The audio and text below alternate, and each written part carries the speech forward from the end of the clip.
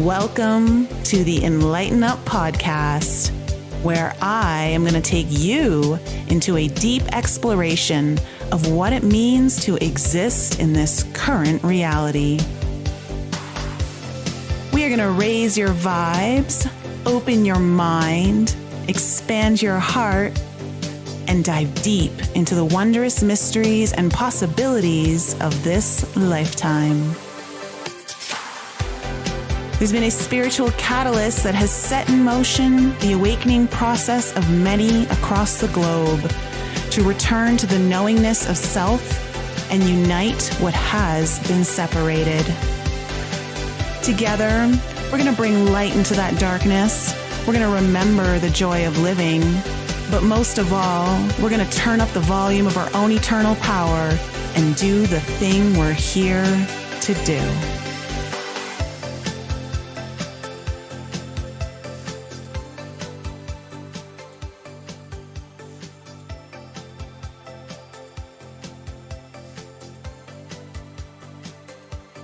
Hey everyone, welcome back to the Enlighten Up podcast. So happy to be back here with you again. And today I have a brand new guest coming on the show. His name is Loudermilk, and he is a professional adventurer, quantum business coach, best-selling author, speaker, digital nomad, father, founder of Adventure Quest Travel, and host of the Loudermilk Show. He's here to help people do things that they've never done before and make their lives the most amazing adventure possible. And in the last couple of years, he's been working hard to bridge science and spirituality so that we can experience magic in our everyday lives. And I love magic. So Derek, welcome to the show. How are you doing today? Hey, Nicole, great to be here. Thank you. Yeah, so good to have you here. Well, when we were just chatting before the show, I feel like there's a lot of topics we could jump into here, but, have you always been into bridging the gap of science and spirituality? Have you been more science-based, more spiritual? How has it all worked out for you? Yeah, I always thought that I would be a scientist. It was one of those invisible scripts that was running my life for a long time. And it's partly because my dad is a scientist. And all of my teachers told me, wow, you're really good at science. You should be a scientist. And then I was like, okay, sounds great. You don't have to always listen when you're good at something. You don't have to make a career just because you're good at something, which is what I eventually learned. And I went all the way up to being in a PhD program, which I eventually was a PhD dropout. And so for a long time, I was really deep into the rational scientific mind, thinking as a materialist. And eventually I started to explore more of the spiritual, the metaphysical, partly because of my travels to many magical places around the world, power centers, ancient sites, and just having experiences that it turns out there are scientific explanations, but not. When I first encountered them, I was like, well, how is this possible? So I started having to dig into the science to understand, because I thought, okay, if I'm having magical experiences, out of body experiences, stuff that I can't explain, there still has to be a fundamental principles of the universe allowing me to have that experience. Otherwise I just wouldn't have it. And so, yeah, I started, as I do, doing some research and digging in. And then people started telling me, sounds like I'm listening to a lot of other people. They were like, you should connect science and spirituality. And I was like, yeah, it sounds like a good idea. So that's kind of what I've been doing for the last few years. Oh my gosh. Well, it's funny because that reminds me of this quote where they say, just because you can doesn't mean you should. And just because you can't doesn't mean you shouldn't. And I think that's something that kind of gets programmed into us in the beginning is basically the opposite of that. Whatever you're good at, that's what you should do. And I think there's obviously some truth to that. I think it lays some sort of foundation work for all of us. But I've found that it's the stuff that I didn't know I was that great at, and the stuff I had to really lean into where my fears were, that's where my greatest potential was, like where I've actually been able to shine more. So have you found that this is kind of where you've been shining more, is when you kind of stepped into the metaphysical world and exploring more of the spirituality? Well, what I've come to really appreciate is my scientific training, because it gives me credibility with so many people that may label themselves as skeptical or traditional or whatever it might be, including my parents. And um, I used to get annoyed when people would speak too much in the woo woo without explaining themselves or without sort of saying like why they knew certain things, or just there was a disconnect between, okay, well, how do you actually know this stuff? And what I really like to do for myself, but it seems to help a lot of people, is to have some explanatory mechanism. Well, here's how time travel works, here's how lucid dreaming works, here's how astral projection actually works. Maybe it's a brainwave state based type of thing, or it's cool to be able to make analogies for people to have it in some sort of concrete example. So it's actually served me really well having this scientific training. Yeah, it gives you a nice strong foundation to build upon, and also to, in many ways, help you expand. Because once you have like a base, it's like, okay, I know this, but then it gives you something, but I can't explain this using that. So what does that mean? And it kind of helps your mind expand in different ways. With your nomadic travels, you've been like a digital nomadic traveler. You've lived in, like, how many countries have you lived in? Well, when I say live, I usually mean 3 months or more. And I'm qualifying this in my mind, where I get to know my local grocer. So if you've been there long enough for someone to like recognize you and have a conversation in your grocery store, then that's probably 4 to 6 weeks you've been there. And then to make some friends that you see regularly, that's how you've actually lived in a place versus just visiting. So I would say we've lived in about 15 countries, visited maybe 45 or so. And what was the reason for that? Like, was there a purpose behind just wanting to travel and explore, or was there another reason also on top of that? That's a good question. I don't think anyone's ever asked me like, why, why are you doing this? It was a lot of times I will give myself a quest, something to have a framework for exploration. So this metaphysical quest, for example, to do 100 different metaphysical experiments. One of my early quests was to go to every state before I turned 30, every US state. And I did. Right on my 30th birthday, I got to Alaska, and we made a cake in the shape of Alaska, and it was really fun. And so some of these states, for example, that are harder to get to, like Delaware and Alaska, it forced me to actually go and put the energy in to do that, instead of going back to Colorado again or back to my favorite places, which is I don't know, quests are just such a fantastic framework, not just for getting stuff done, but for collecting experiences. And so this is still, I haven't lived on every continent, but it's part of a quest to live on every continent.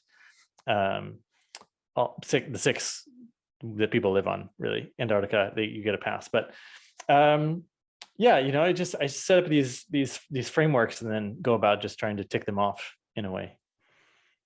Oh, cool. Like, it's because, I've done a bit of traveling myself, where I've stayed for months at a time in places, and I've lived in a few different countries too for extended periods of time. And so for me, it's always, I find that there's something about living in different countries. One, it challenges you, it opens you up to new cultures, you get to experience things in new ways. So whenever you're in a new experience, it forces you to, I guess, pull on things that you wouldn't normally pull on within yourself because of like your comfort zone.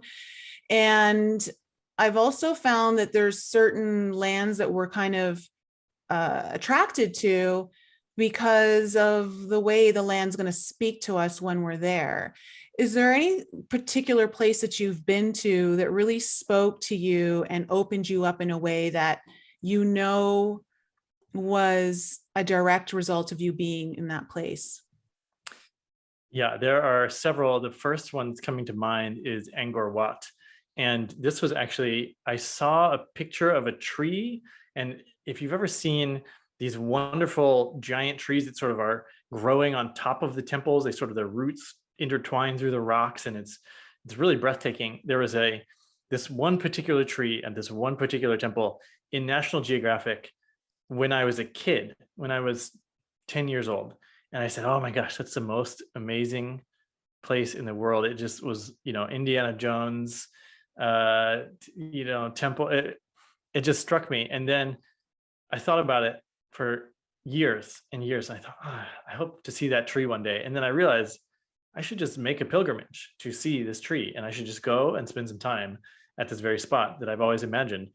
And getting there. So eventually I was able to spend, several days at Angkor Wat. And this tree, and so the tree itself is in the temple of the emperor's mother.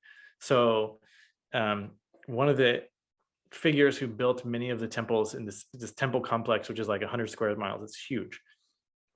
He built a temple for himself and his mother and his father. And all the temples built for men are cleaned up and pristine, and sort of they've tried to restore them back to their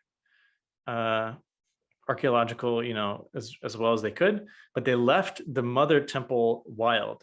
So it's full of these trees and moss, and it feels like Mother Earth. Like it feels like a woman's temple.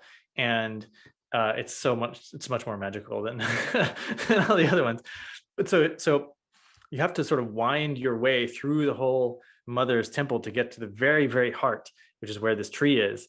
And it's a 500, 600-year-old tree that's, highly revered. There's several special trees on this temple, but, just being there in the presence of this tree, and it was everything I hoped that it would be. And Angkor Wat is one of the, there's several ancient sites around the world that are very solar focused towards the sun. And I had never tried meditating before I went to Angkor Wat, and then I did a meditation retreat there. And the very first try, I was able to connect with the sun and sort of become the sun or something like that. And sort of, it was a very dramatic experience, like being filled up fully, my body, just with sunlight, like I was made of sun, or like I was the sun, hard to tell.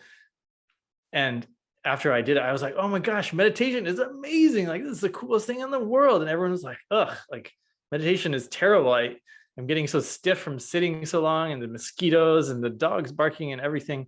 Everyone was complaining. I was like, what are you guys talking about? Like, when you meditate and you turn into the sun, it's just the most coolest thing in the world. And they're like, yeah, whatever. We didn't experience that. So that, having that meditation experience and this experience with a tree at this temple that I've been wanting to go to for decades was really a peak moment for me.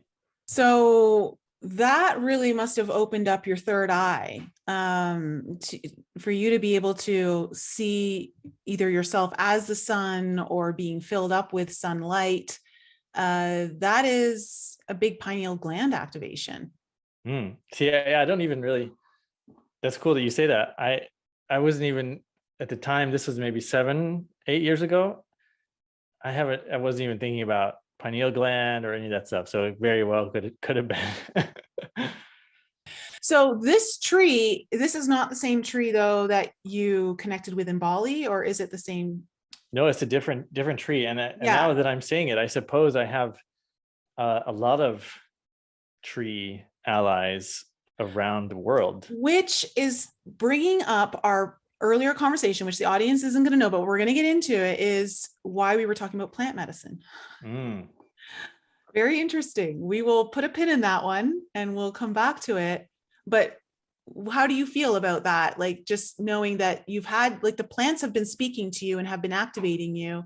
I don't think it's any sort of coincidence that you're being called to work with plant medicine, more so in your journey right now. Yeah.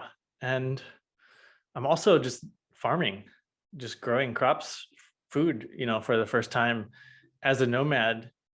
You don't have a garden. So you can't pack that in your carry-on bag. So and I have a house here in St. Louis, and it's really magical in a way to interact with a growing plant every day and nurture it and, thank it when it gives you fruit, and just part of that whole cycle of life. So when you finished this meditation, did your next meditation feel the exact same way, or were you kind of disappointed, or like how did it happen? Yeah, actually I have sometimes I have this solar connection, but a lot more times I have a wind connection, which is that I'm sure that this is like a standard style of meditation when you sort of breathe in and you feel like you're connecting with all the air and all the atmosphere, like this little atom can go anywhere in the air. And a lot of times I feel like my consciousness is swept up in the wind and sort of is blown around the planet as I'm meditating. So that happens even more often than the sun connection. Oh, wow. I've never heard of it described that way. That's really cool. Yeah, I Okay. think someone was saying, imagine breathing in, you're not just breathing into your lungs, but you're breathing into your lungs take up your whole body. Like your whole body is one big lung. You're breathing into your toes and your fingers, and even maybe you're breathing through the pores all over your body. Yeah. And then that just seems to do it, change the perspective really quickly. Okay. Well, I love that. So then you have this incredible experience at this temple, and then you also have an incredible experience with a tree in Bali. Can you share that? Like, yeah, I'm gifted with a lot of, as I'm saying, there's a lot of just really wonderful experiences. The tree in Bali is the one I'm most fond of. It's even more ancient. It's maybe more like 1,000 years old, and it's deep in the very heart of Bali. Bali is a volcanic island, so this is the central highlands of Bali. It's it's just the most nature crammed into the square inch of anywhere in the world. It's just like Mother Earth's finest, all right there. Where in Bali was this tree? Because I went to a tree in Bali as well, and I had a very emotional experience with it. Okay, this one is up in Bedugul area, which is near the main water temple. If you went to Danua Baratan, which is like, it's on the Indonesian money. It's so important, the whole country puts it on their money. This is a very, very special spot. Every village has a sacred tree. Yeah. They have the big tree, and they put the statues around it and a little temple to the tree. So you can go to a magical tree in hundreds of different places across the island. Some of them are truly remarkable, but none of them gave me anything special until this one. Okay. Which is the most magical tree in my estimation. And this tree gave me an out-of-body experience where I placed my hands on the tree, just to hug it or to just appreciate it. Yeah. And it was like an electric shock, and then sweating, emotions, just all the emotions, crying, kind of panicky. And my girlfriend at the time said, why don't you just sit here and allow yourself to go into the experience. She was actually a lot more experienced in these matters than I was at the time. And so I spent maybe half an hour there with the tree, and it sent my awareness, my consciousness, to another forest in China, a forest that the Gobi Desert is slowly encroaching. So the sand is creeping into the forest and slowly destroying the forest as the desert just gets bigger and bigger and bigger. And this, as I interpreted it, was a warning, like, we are not taking care of our planet, which I knew intellectually, but this was like very emotional, showing me, like, if you don't pay attention, you're going to turn the whole thing into dust. I was like, oh shit, this is actually pretty terrifying and dramatic. And I was like, okay, fine, what do I do? Like, is there something I need to do other than just be afraid for our future. And the mission was to take people, influential people that could actually make a difference, bring them into nature and remind them of their connectedness, because we've largely made ourselves separate from nature. Like we don't even think of ourselves as biology anymore to some degree, which is totally absurd. Mm-hmm. And I was somewhat embarrassed of my own forgetting. I'm human too. I was traveling and spending my night in the hotel instead of sleeping out in the forest. And so that's when I started these adventure trips, taking these adventure quest trips. And the idea was, well, I wanted to do something that was fun for me, just go have adventures, but also to make it a little bit more impactful, to take people really into the wilderness, to have that experience of being alive in nature, so that they would remember that part of themselves. And when you take people into nature to have some of these like mini quests, so to speak, are any of them having, let's call them nature induced awakenings, similar to what you had with the tree, that are just say awakening something within them to recall? It's and I think if I were to structure the trip with more space, I think to do that you need to build in a lot more room into a trip. The way that I sell these trips, the way that I sort of advertise them, and like, we're doing an adventure on Monday, and then Tuesday we're working on your business, we're doing personal development, then Wednesday is another adventure, and then Thursday maybe you take a half a day off and get a massage, but then we're going to keep going on Friday, another adventure. So it's very full. And so a lot of times the access point for personal growth is through the physical challenges or through the emotional workshops or whatever it might be. I do think it is a fantastic way of getting to personal growth through physical challenges and comfort zone, using the body. I agree. And so a lot of times people they'll do something they've never done before physically, and that is analogous to some other aspect of their life, whether it's getting married or starting a new aspect of their business or deciding to have children or moving to a new country, whatever it might be. A lot of times it opens up possibility just because they've gone through all these various challenges. So they experience a shift in their life in some way that is related to an experience through the adventure that they're having on this trip with you. Yeah, definitely can. That's available for everyone. Okay, that's cool. I like that. Yeah. I think it's important. I mean, when I think about all of the trips that I've ever done just on my own, backpacking through Costa Rica, Panama by myself, going to Bali for a month, and just traveling through, there's so many things that come up that you're forced to face within yourself that you wouldn't normally face in a place of comfort in your usual day-to-day routine. So when you take yourself out of that routine and you put yourself not even just back in nature, although that's a huge component of it, but also out of your comfort zone in ways that really cause you to, again, pull on aspects of yourself that you didn't even know were there.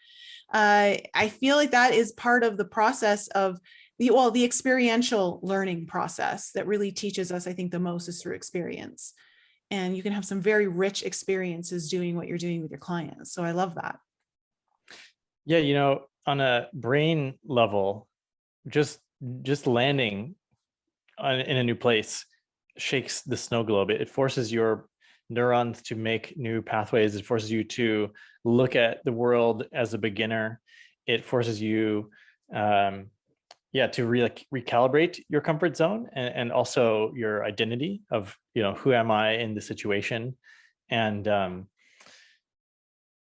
it's, if you've gone through so many different challenges while traveling, if you've missed a day of meals, or if you've been lost in a snowstorm, or if you've just spent 10 hours just constantly climbing a mountain for a full 10 hours, the normal patterns of life, like having a difficult conversation with somebody, or trying to plan a party, it all seems imminently just easy and joyful, right? If you it's true. if you have this confidence, like, I will do a good job at anything, I will make friends with anyone. It's going to be easy. It's going to be fun. It really helps to put things into perspective and reshape perspective. I completely agree. So you call yourself a time traveler. So let's get into that fun topic. I mean, essentially, I feel like we're all time traveling at some point, when we go back in time to our memories. I use time travel a lot in healing, especially when it comes to inner child work. So talk about time travel from your perspective and how you first engaged it. This is so funny. Like, I don't know how many different labels I've given myself, but based on, if I'm at a cocktail party and someone's like, "What do you do?"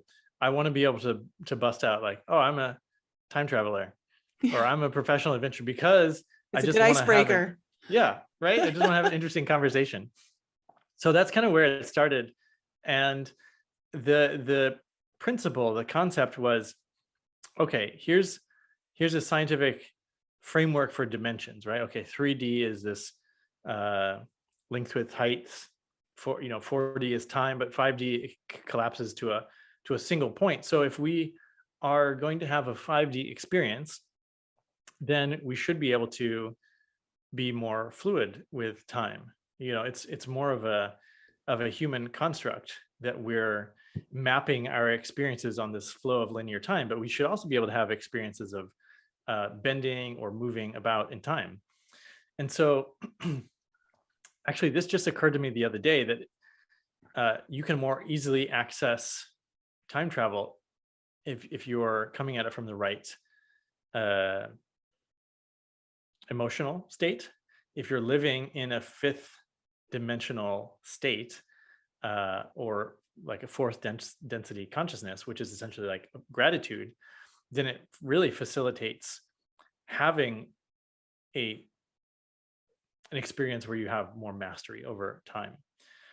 And another reason I wanted to sort of explore this was because I hear so often from my entrepreneur clients, I don't have enough time, or I'm so busy, or I just, I wish there were more hours in the day, yada, yada, yada, or nothing ever gets done on time. All these like complaints about time. And I was like, we should really be able to have a little bit more fun with time.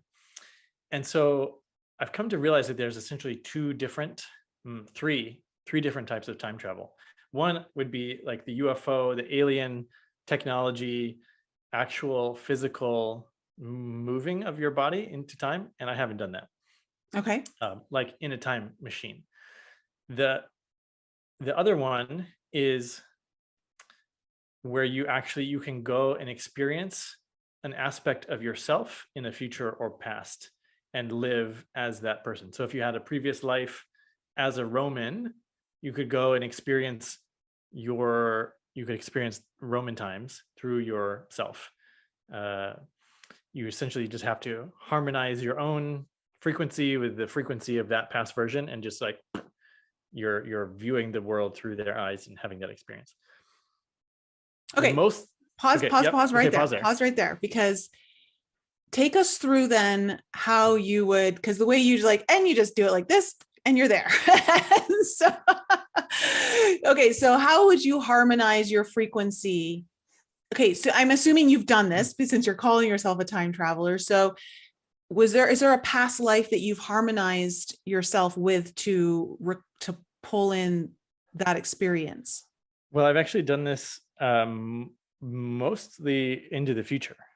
Okay. You can go either direction, but I ended up doing it with my future self, just because actually the same lifetime, the current present incarnation lifetime, 100, 200, 300 years into the future and sort of viewing my, just that it's the trajectory of my experience in this body and multiple sort of centuries into the future.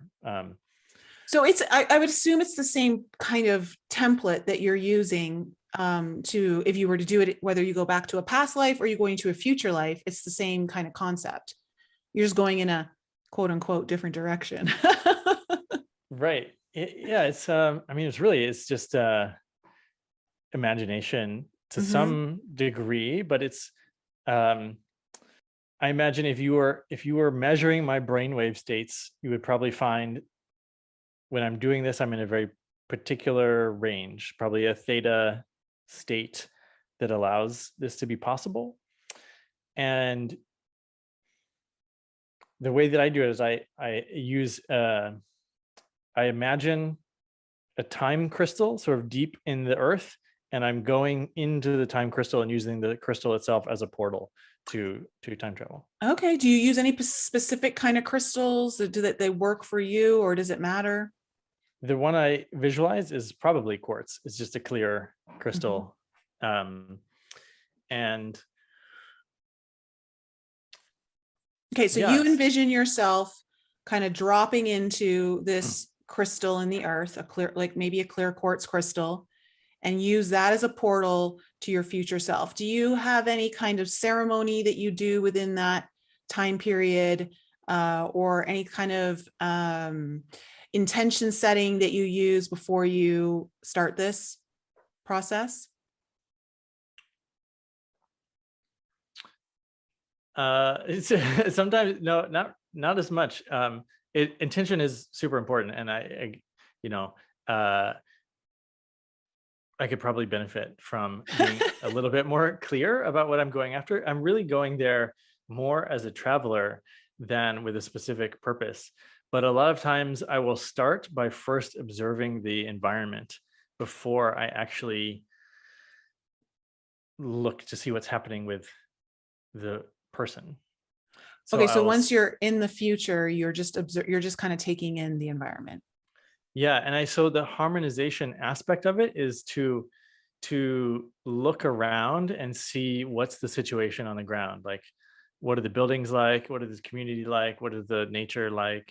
And that helps clue me into the experience of being the person. And then I sort of move into viewing the world through the eyes of that person. That makes a lot of sense. Whenever I'm doing guided meditations, especially when I do inner child guided meditations with my clients to help them reconnect, one of the things that I focus on first before they even connect with their inner child or see their inner child is to take in their surroundings and to really focus on the textures, the temperature, the sense, the smell, like all of that, so that they can really immerse themselves into that reality. Okay, perfect. Yeah. Well, that's good confirmation to know. Yeah. So I totally resonate that. So we're kind of doing the same thing, and that makes sense because it does allow you to connect with that place wherever you are in that period of time or no time. I think it allows for that at a much faster rate and at a much deeper rate. Yeah. It's like, just getting the lay of the land a little bit. And is there like a particular frequency that you're kind of tuning into when you're going into that clear quartz crystal? Like, I know you talked about gratitude. I think gratitude is a huge 0 point portal, right? It allows you just to jump into a new timeline or anything like that, go jump into a future timeline. Is there any particular frequency that you find yourself using, or a few different ones that you like to use? Honestly, I feel pretty neutral. And there's that moment, there's a moment when I'm sort of visualizing moving into the crystal, like the crystal getting bigger and bigger in front of me until it takes up the whole of my vision, and then I'm inside of it. Yeah. And then I can sort of point my consciousness in any direction from in there. I love that. yeah, like being sucked into your TV or something. Yeah, no, I love that visual. I'm totally going to use that. Okay, great. I'm going to try that later, Derek. I love that. I've never thought of it that way before, but it's interesting because I guess I've never done it with a crystal. I guess I've done it in other ways in my meditation now that we're talking about it, but I really like that idea. And then almost like using the prismatic shape of the crystal to kind of transport you into any dimension or any part of the future that you are going to. Yeah, I think it would work for anyone. I have a particular affinity for crystals and minerals since I was a kid. Yeah. So it's very comfortable for me to use that. But yeah, you could probably just be like and make a portal in your mind and step through it, you know. Totally. But I mean, why not have a lot of fun with it? You know, use your imagination, go wild, you know, like there's no, I think it's great. Use different colors, different crystals, different, all that kind of stuff. So what have you learned? Has there been anything like really profound that you've learned or taken in or observed while you've been in connecting with your future self? Yeah. And this is a lesson that I keep having to learn, which is that it's super simple. It's really easy to be happy. It's really easy to be in harmony with nature.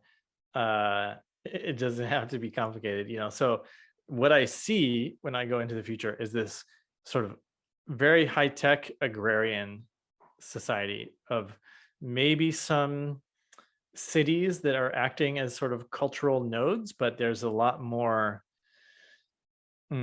smaller communities. And you know, the one version of my future self, I'm actually living in a tree. It's sort of a tree construction hybrid where it's like the tree is big enough and it's supported by man-made supports, but it's like an organic overlay. And you know, I'm growing crops, but using vibrational technology, like a vibrational fertilizer, like playing Beethoven, but a little bit more scientific than I that. love that vibrational fertilizer. Oh my God, I love that. You know, and it's one of those places where you could just show up at your neighbor's house unannounced and spend the whole afternoon just shooting the shit. It's very relaxed. Nobody's working hard. Everyone has enough. And it's just such an easier way of living. Oh my gosh. Okay. This is really cool because it's starting, what you're experiencing and sharing with us right now is quickly putting things into place in my mind about the importance of our own vibrational frequency and how we literally become fertilizer for the earth and other people's experiences just more holding a higher vibration through our own desire to live happier, to live more in a healed place, more from joy, more from peace, whatever it might be, you know, living authentically, and through all of those things, holding your own natural state of higher vibration. And through that, you literally become like a walking vibrational fertilizer to everyone around you, you know, whether it's the ground that you're walking on or the party that you go to. And I totally love this concept. Like, this is totally blowing my mind. I absolutely love it.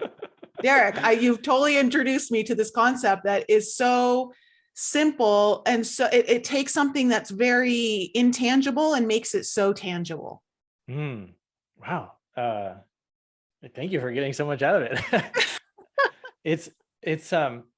It's really, for me, it can be a huge relief that I don't have to do something in order to help humanity.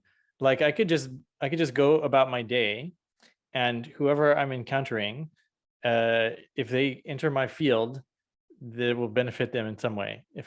And so you actually, like, one of your primary reasons is just to be here, you know, and it's so simple. Yeah. No, and that's what I love. And I think, and here's the thing too, it's not complex in a sense of a lot of people, I think, overthink what their mission is or what their purpose is and all of that. And I get it, because everyone wants to have a purpose. They want to feel purposeful in what they're doing and creating. And I totally understand that. I go, but there's so much purpose that comes from you just being you and allowing yourself to live from that place of pure acceptance and authentic expression. Man, like I really feel like this world would shift dramatically if every single person for just 5 minutes all at once, we all decided to be so accepting of ourselves and just express authentically what we needed to with no fear of judgment. Like that would be a total game changer. Yeah, it would. And the coaching side of me is I'm always looking for access points. Like okay, if we want to have that experience, like how can we get there? How can we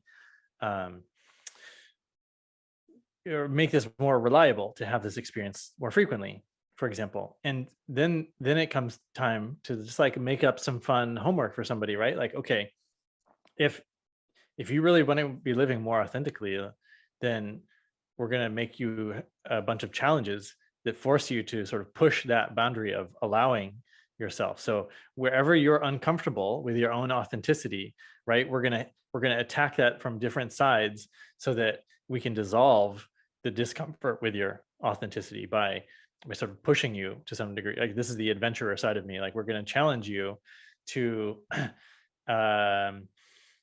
ask for something that you expect to get a no to for a month, right? Every day you have to try to get somebody to tell you no, so that you become totally accepting of both a no and a yes. And then all of a sudden you're free from, whether somebody tells you yes or no, it doesn't matter. That's their own free will, right? But you have the free will to ask for what you want. Oh, I love that. I think that's a fantastic exercise. So you're getting people comfortable with the rejection so that it's not a trigger anymore. Yeah, exactly. And there's I'm always playing with, for myself, one challenge that I've given myself is, what's the most sort of what's the tenderest yet most strong emotion I can actually express with words? So can I recall an experience from my life? Can I tell a story that actually makes me feel strong emotions, and really allowing me to push the edge of sort of the realness of the experience in how I talk about it? Just yeah, so that my communication and my own experience can be more and more authentic. Mm-hmm. Really tap into that raw emotion. Yeah, and that's a challenge for me, as it is with a lot of scientific trained people, a lot of Western men in particular, because again, there's a lack of fluency with understanding just all the feelings that are happening in there. Yeah. No, absolutely. So this is so wonderful. I love it when a guest comes on the show and introduces me to a couple of new concepts or just perspectives, like a total shift in how I see something. I think that's great. I know the audience is gonna love this. You're dropping some beautiful and incredible points here that I think are very empowering and liberating for people. So you also have incredible experiences accessing the dream world. Yeah, we were chatting about this just beforehand. Yeah. I love it's I do probably most of my adventuring when I'm not traveling in the dream world, Okay. because you can do it every night. It's like if you're missing a little adventure in your life because you've been on some kind of lockdown, or like me, I have kids and all these other responsibilities, my plants, and I can't go away for a few months at a time. You can do almost anything in the dream world. And I became aware of this when I first was about to become a dad. And this woman found me on the internet, or her guides told her, go hire Derek as a business coach. She was an oracle. This is what she called herself. And she said, yeah, my guides told me to hire you as my business coach. I was like, oh, that's amazing. Great. How easy is that? He's like, can I bring your guides on my marketing team? I know. Yeah. That's how business really should be done though. Yeah. Yeah. So she said, but you will really get a lot from learning to have a rich dream experience, so you don't miss the adventure. And I was like, okay, that makes sense. And I started, just keeping a dream journal, and eventually learned to lucid dream from time to time.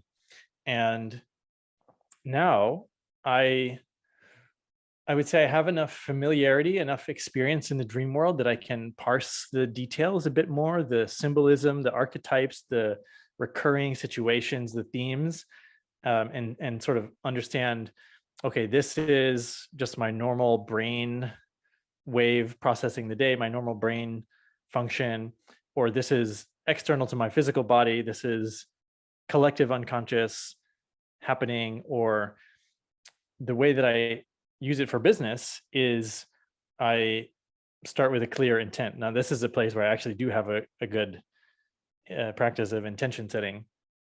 But you can, if you're looking for a customer, or if you're looking for a client, a partner, some sort of opportunity, you can find it in the dream world. You can get clues. You can get, sometimes you actually just get the answer, should I do this deal? Yes or no? And boom, it's very obvious.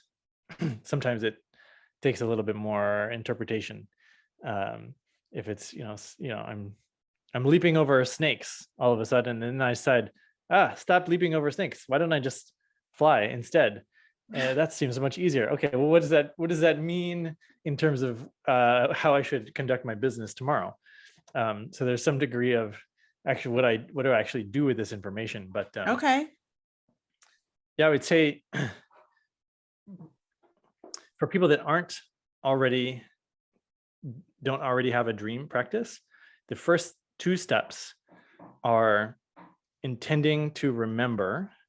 I will wake up and I will remember, because if you don't, it would just slip away quite quickly. Yeah. And the second step is to have the notebook and pen ready right next to the bed, so you can just kind of roll over and start writing as soon as you wake up before it slips away. Yeah. Very important.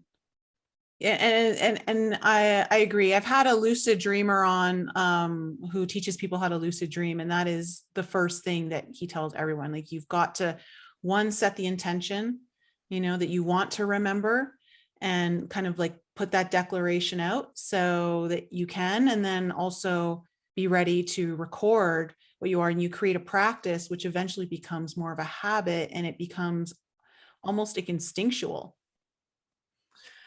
Yeah. And so even if I go to bed without a specific goal, if I don't need business guidance or anything, and a friend shows up in my dream, I'll ask myself, okay, is there anything I need to do with this, or is it just nice to see them in the dream? Or do I feel like I want to give them a call?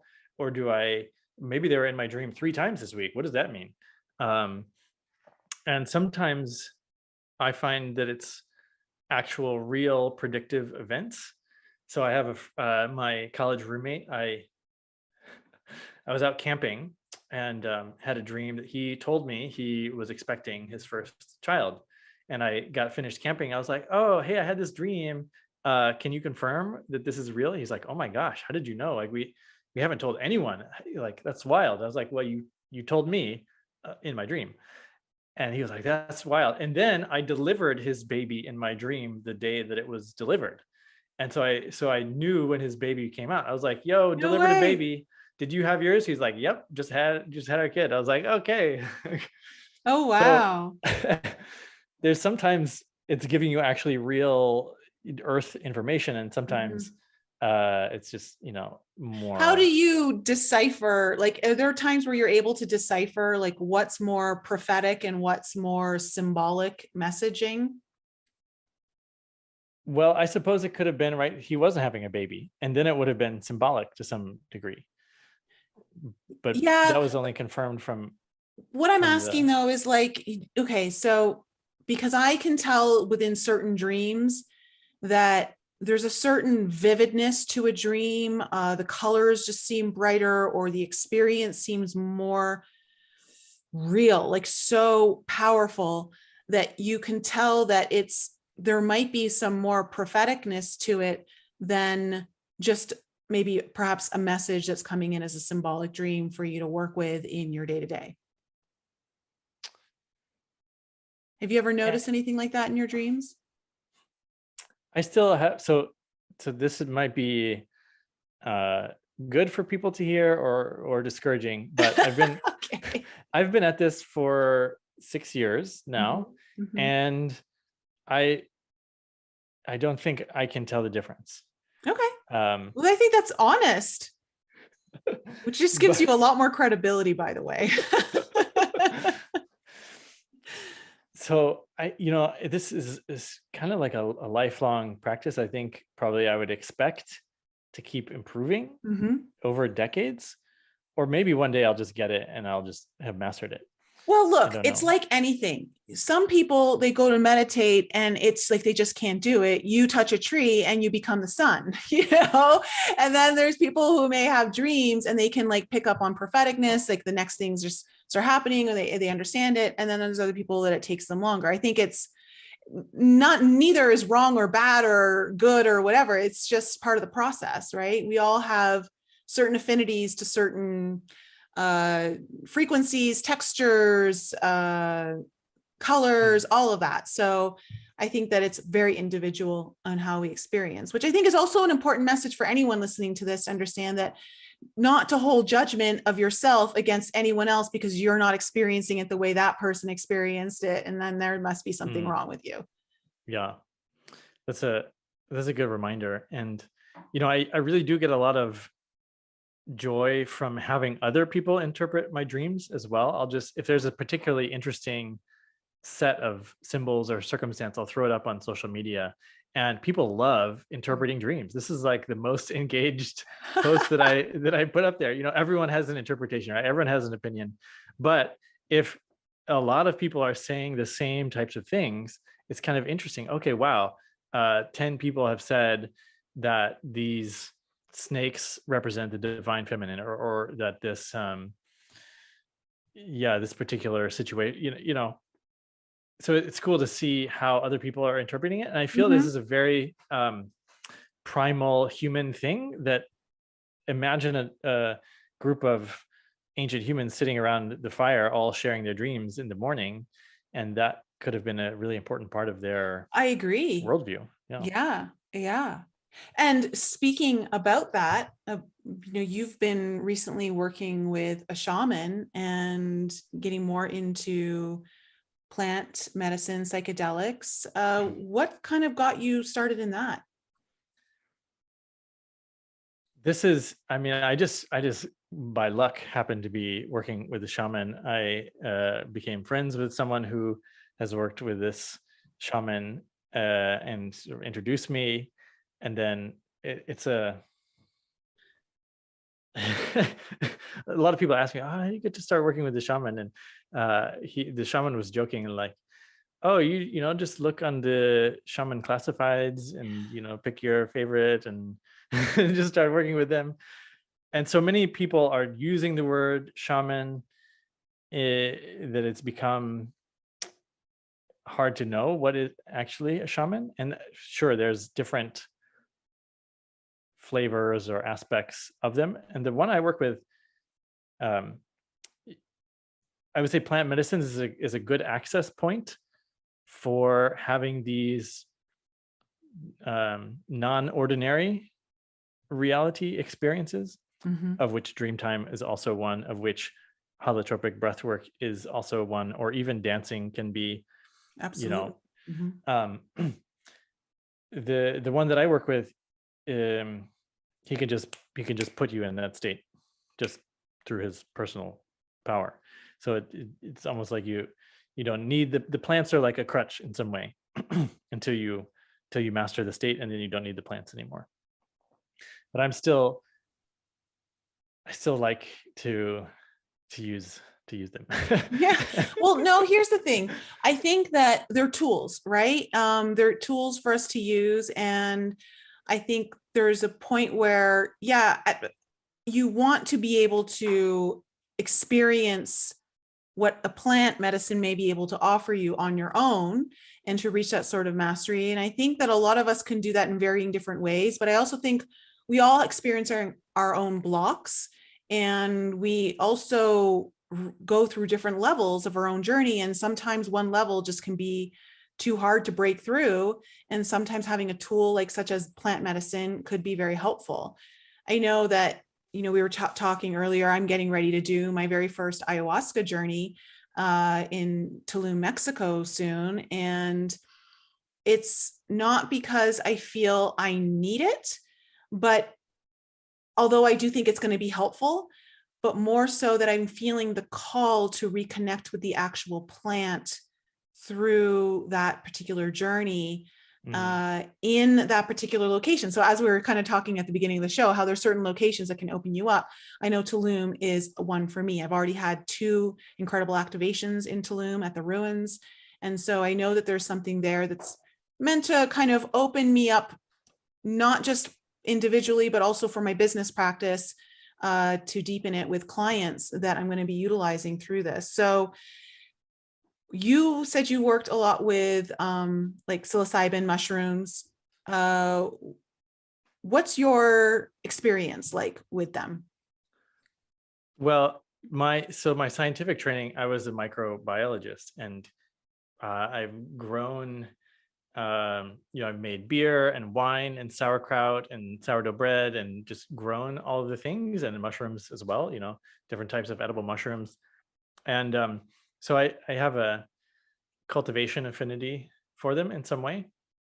And the difference between mushrooms and ayahuasca, as I've heard it explained, ayahuasca is sort of a galactic plant technology that perhaps evolved separately from Gaia and was sort of brought here as a tool to assist humanity. And mushrooms sort of co-evolved with the planet and have always been part of the neural network of the planet. And so it's very much more an earthy vibe to it. My experience is that psilocybin seems to open me up to receiving a lot, with just having more flow through me in a way. It's kind of like widens the aperture of the experience of being human, but also being a sort of a cosmic energetic being. Mm-hmm, mm-hmm. So is your shaman teaching you how to produce more of your own DMT? No. What I'm primarily working on right now is sort of being free of all karma, and just sort of operating, sort of reclaiming all of my experiences in the whole universe and sort of uniting them all in one experience in the moment. Okay. I love that. Like, I think it's interesting because when it comes to karma is an interesting topic, right? Because there's a lot of different perceptions around what karma is, how to use karma, not use karma. Is there even karma? Like there's a lot of conversations around it. But it's been interesting the way I've been using it. I have a guest on who comes on regularly, and she's also a dear friend of mine who may also be coming to do the ayahuasca journey with me, Consuelo. She does karmic clearing. She's designed her own healing session where she does karmic clearing to find out what's happened in a past life that is holding you back in this one. And it's not even necessary to hold on to it anymore. Like the karma's done, but it's still got the imprint there. And so it's about clearing the imprint of that karma. So you don't have to be held back or have it affect you in this lifetime, because this is your most important lifetime anyway. So allowing that this lifetime to kind of shine through more. Yeah. And the way that I picture it is, and the way that he speaks about it is the body or the soul is essentially trillions of luminous fibers that make up the material person of us, and that karma creates the distortion in the patterns of the fibers. And so and so does like psychic attachments and, various other entities. There's all different ways to get distortions within the luminosity. And essentially it's almost like, the way I see it is you're like combing your hair in a way. You're making yourself whole again on a fundamental level. I like that. Yeah, no, that makes a lot of sense for anyone who has hair and knows what that's like. It's like, yeah, when you're kind of clearing your karma, you're getting all the knots out, you're making everything smooth and just flowy, and nothing's interfering or stopping, obstructing, and nothing's obstructing anything, or like you said, distorting. I like that word, distorting, because it feels very accurate to how I perceive, like when I have my sessions and I'm tuning into that particular karma that is distorting my current situation or how I'm experiencing this life right now. It does very much feel like a distortion, because once it's cleared, it's like the hair is combed. Absolutely. I love that. That's great. And again, this message that I always get, I'll try to tune in most of the work I do with him is in dream time. He's too busy to actually have a conversation on the phone with, but I'll ask him a question and the answer is like, do whatever you want, or just, it can be easy, or some business decision is like, what to do. It's like, it's sometimes very unsatisfying because I'm trying to outsource my own living in a way, but it always comes back like, what to do.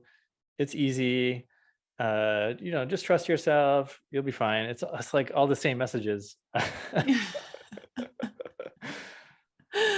Oh, wow. Well, it's been such a pleasure, Derek, having you on the show. I've learned a few new things here, and you've definitely opened up the perspective and expanded the mind on a few things. And I got to tell you, my favorite takeaway from this whole thing is the vibrational fertilizer. 100%. I think that's just awesome. And I also love how you are working with different access points with your clients. I think that's incredible, because we all will be able to access things in different ways, and what access point works for someone may not work for another. And it's about discovering what works for you.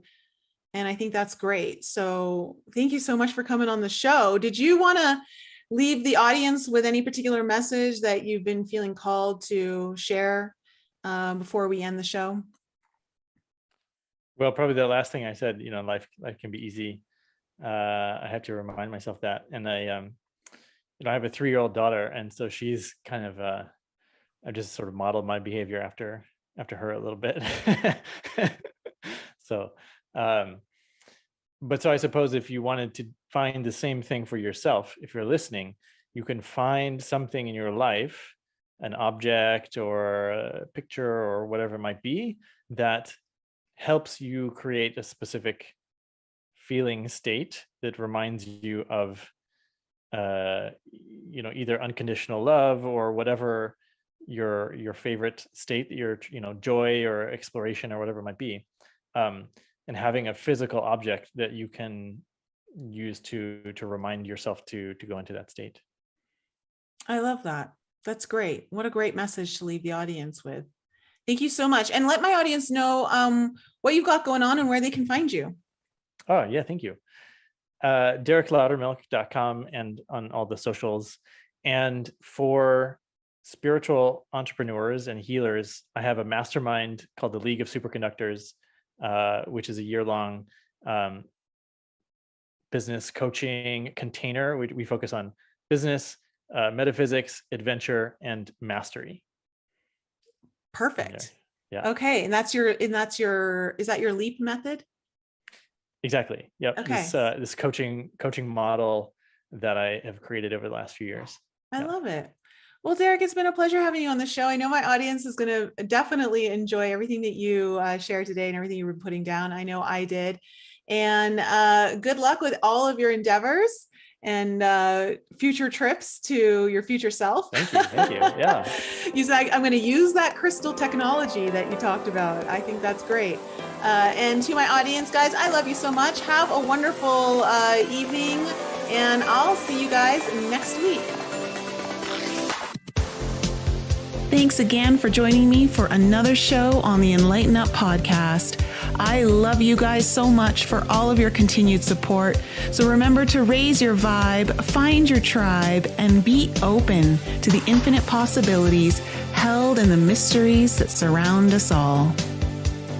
Thanks again for sharing the show with your family and friends. And if you're new to the show and you need to find out more information about me, please head on over to my website, NicoleFrolick.com, where you can join my newsletter. And please follow me on Instagram, Telegram, and YouTube. Keep your light bright, and I'll see you next week.